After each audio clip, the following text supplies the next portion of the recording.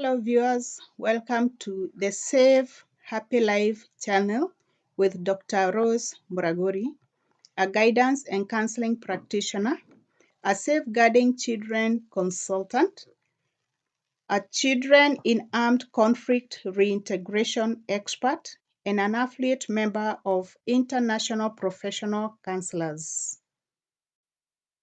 Today's topic is Internet Dangers. Students beware. Objective of this presentation to sensitize students on 8 internet-based dangers. Action, virtual schooling. Virtual schooling is school at home via the internet. This has become a reality since COVID-19 was declared a pandemic by World Health Organization in March 2020. Governments ordered schools and colleges closed to prevent the spread of the disease. School went virtual to save learning time and to keep students occupied. Schools and commercial entities launched online classes and access to educational materials via websites, virtual meetings, and mobile phone applications.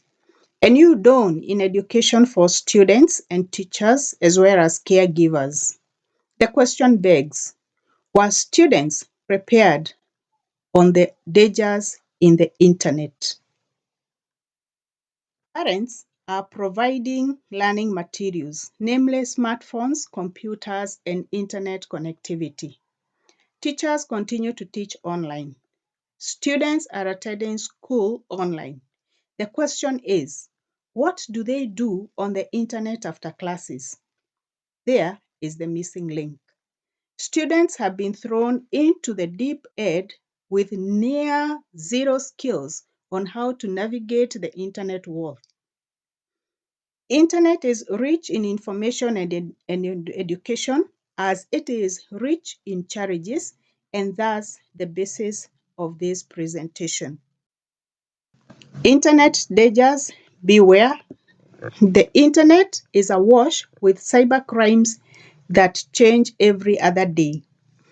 The criminals have different interests that range from illegitimate businesses, children trafficking, child pedophile activities, pornography, drugs of addiction, etc.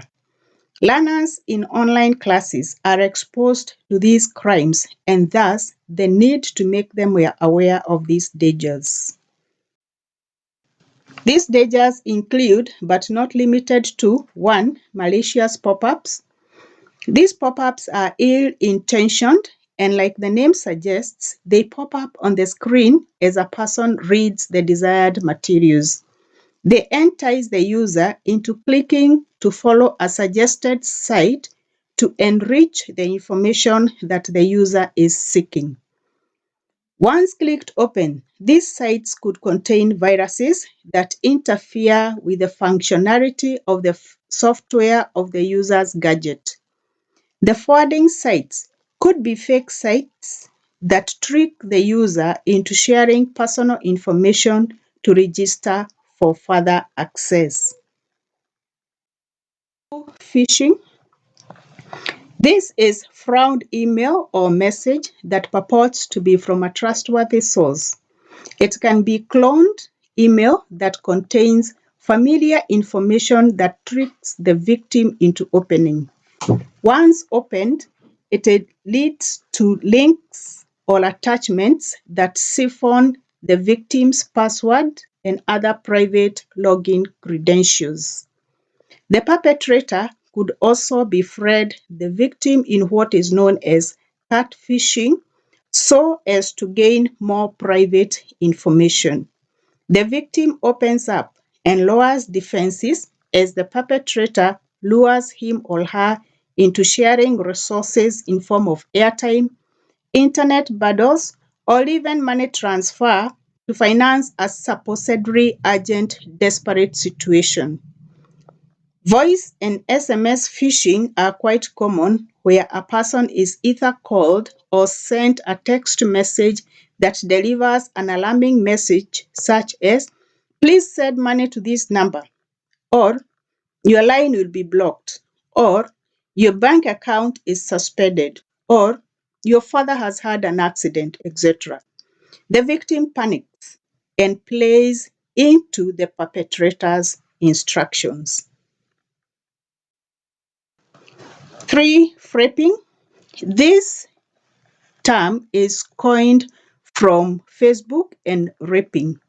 Frapping happens when a person's Facebook account is hijacked and the owner's content is removed and replaced with the perpetrator's content, which can be offensive and injurious to the character of the account holder.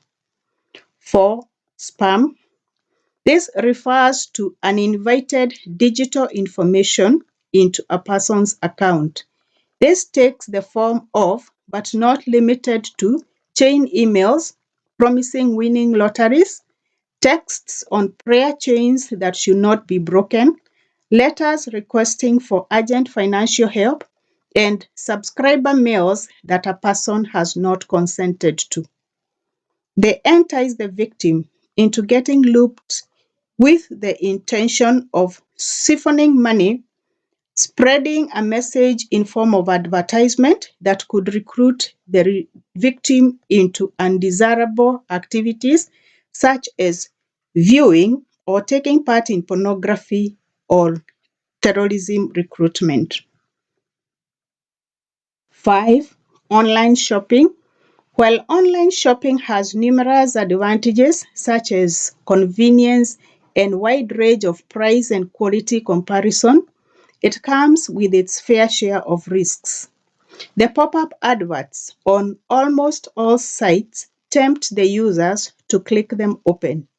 The glamour of the packaging, the convenient modes of online payment, and at-the-door delivery services allure victims into impulse buying, misspending, and buying age-inappropriate products. Children who have access to mobile money services easily fall into this trap. In some cases, pupils and students use and misuse their parents' credit cards and mobile money transfers to shop online. Online grooming.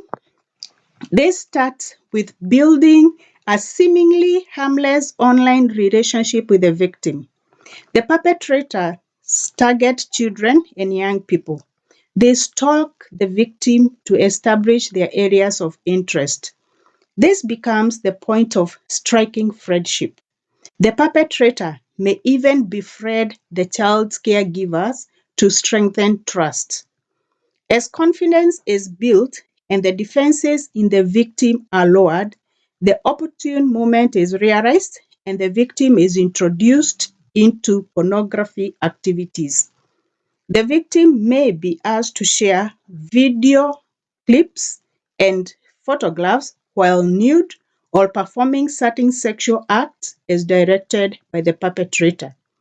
Depending on the aim of the perpetrator, the victim is lured into meeting the perpetrator where physical sexual molestation takes place. 7. Radicalization. The internet is awash with groups that are constantly looking for people to recruit into their radical, religious, political, or social movements. The victims are promised money and a life out of poverty. The perpetrators entice the victims and share radicalization documentation with a caveat that the information is confidential, short of which can mean death to the victim. Pupils and students are targeted as their minds are young and easy to indoctrinate. They are energetic enough for the assignments thereafter and hungry for quick fixes for better life for self and family members. Once recruitment is agreed on, the child is trafficked to the desired destination. Trafficking and abduction. Child trafficking is taking away or keeping a person below 18 years of age for exploitation purposes. Exploitation includes sale, sexual, labor, and other purposes that violate rights of a child. Technology facilitates trafficking and abduction of children from the rightful caregivers into the hands of child molesters.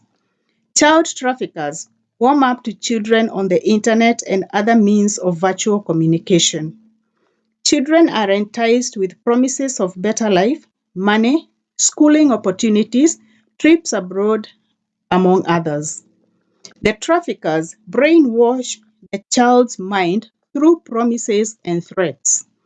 They get to know the child's actual location using GPS of the child's phone. They work in cohort with their ground soldiers that are used for the actual movement of the child. Once they strike, the child goes missing.